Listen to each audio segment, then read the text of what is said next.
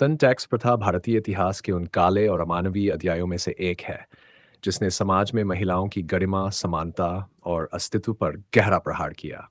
ये प्रथा न केवल सामाजिक भेदभाव का प्रतीक थी, बल्कि उस युग की सामंती और जातिगत संरचना का ऐसा उदाहरण थी जिसमें इंसान की कीमत उसकी जाति और लिंग से तय होती थी।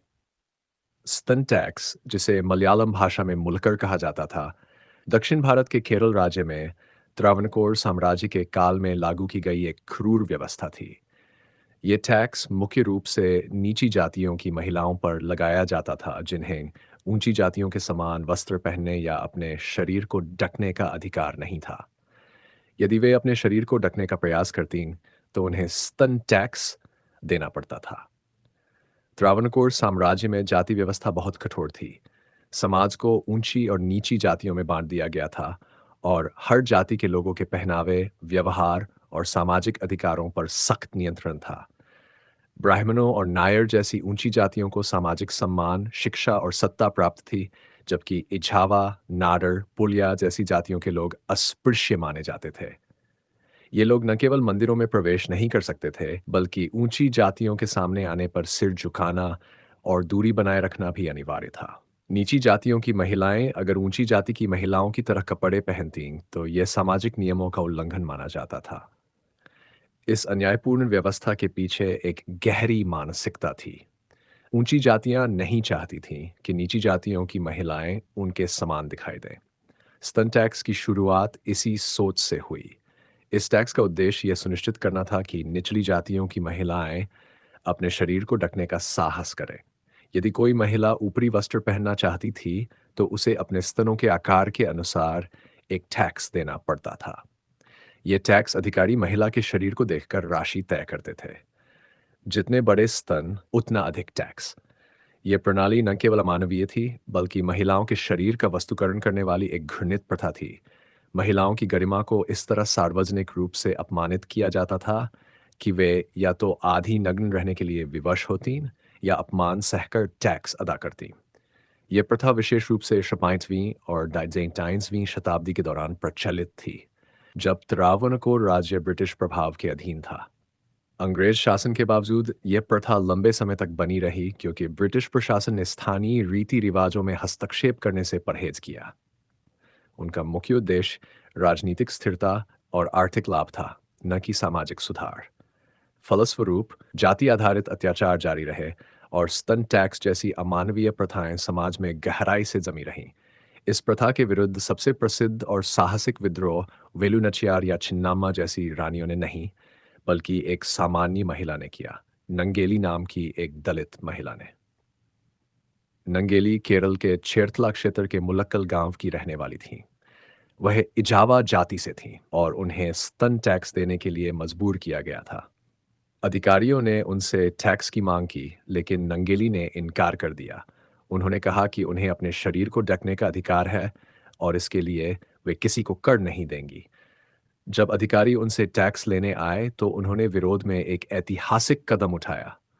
उन्होंने अपने दोनों स्तन काटकर एक केले के पत्ते पर रख दिए और उसे टैक्स अधिकारियों के सामने रख दिया। इस घटना से पूरा क्षेत्र हिल गया।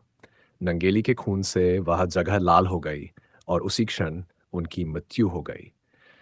नंगेली की इस बलिदानपूर्ण घटना ने समाज में गहरा प्रभाव डाला। उनके पति चेल्लुरु ने अपनी पत्नी की मृत्यु देखकर उसी क्षण आत्महत्या कर ली। नंगेली का यह साहस और बलिदान क्षत्रिय गरिमा और समानता के लिए एक प्रतीक बन गया। कहा जाता है कि उस दिन के बाद स्तन टैक्स प्रथा धीरे धीरे समाप्त होने लगी। नंगेली के गांव को आज भी मुलाकल या मुलाचिप्पाराम्बू कहा जाता है, जिसका अर्थ है स्तनों की भूमि।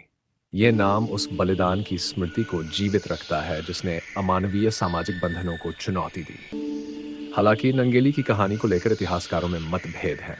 कुछ इसे लोक कथा मानते हैं, तो कुछ इसे सच्ची घटना। परंतु इससे फर्क नहीं पड़ता, क्योंकि यह कहानी एक ऐसी सच्चाई को उजागर करती है जो उस समय के समाज में व्याप्त थी। महिलाओं और दलितों के खिलाफ गहरी असमानता और शोषण। इतिहास चाहे दस्तावेजों में इस घटना को पूरी तरह प्रमाणित न कर पाए, लेकिन यह सत्य है कि मुल्लकर नामक टैक्स वाकई अस्तित्व में था और इसके कारण नीची जातियों की महिलाएं अत्यधिक पीड़ा झेलती थीं। ये भी उल्लेखनीय है कि उस काल में वस्त्र केवल शरीर ढकने का साधन नहीं थे, बल्कि सामाजिक पहचान का प्रतीक थे। किसे क्या पहनना है, यह जाति के अनुसार तय था। ऊंची जातियों की महिलाओं को शरीर पूरी तरह ढकने का अधिकार था, जबकि नीची जातियों की महिलाओं को केवल कमर के नीचे वस्त्र पहनने की अनुमति थी। यदि वे ऊपरी वस्त्र पहनती तो इसे विद्रोह माना जाता था। यह स्थिति इतनी भयावह थी कि महिलाएं सामाजिक अपमान से बचने के लिए अक्सर अपने घरों से बाहर निकलने से डरती थीं।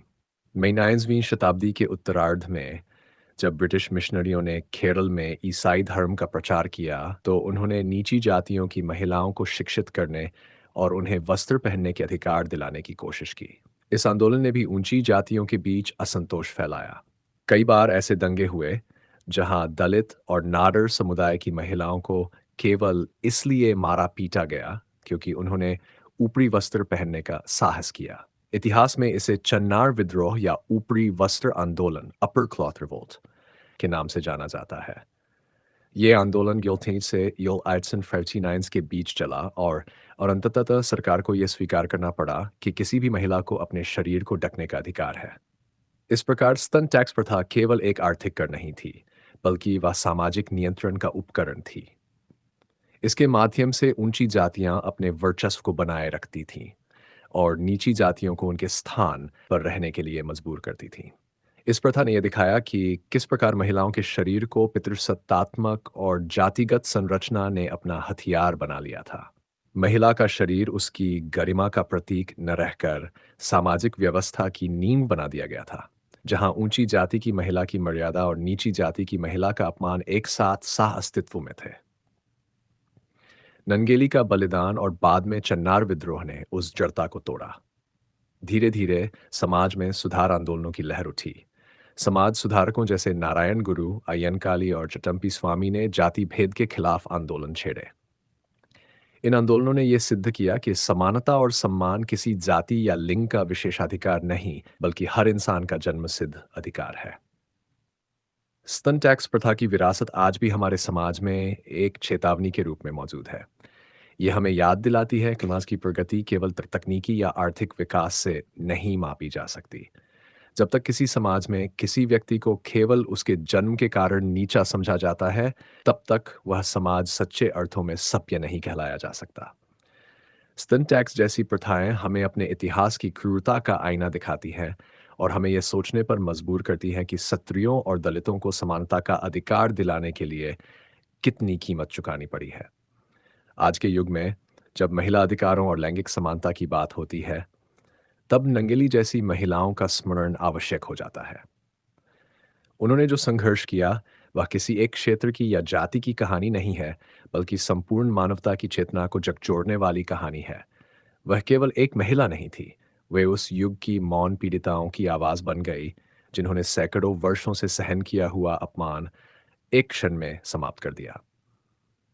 स्तन टैक्स प्रथा ये सिखाती है कि समाज की वास्तविक आज़ादी तभी संभव है जब हर व्यक्ति को अपने शरीर, अपने वस्त्र और अपनी गरिमा पर पूरा अधिकार हो।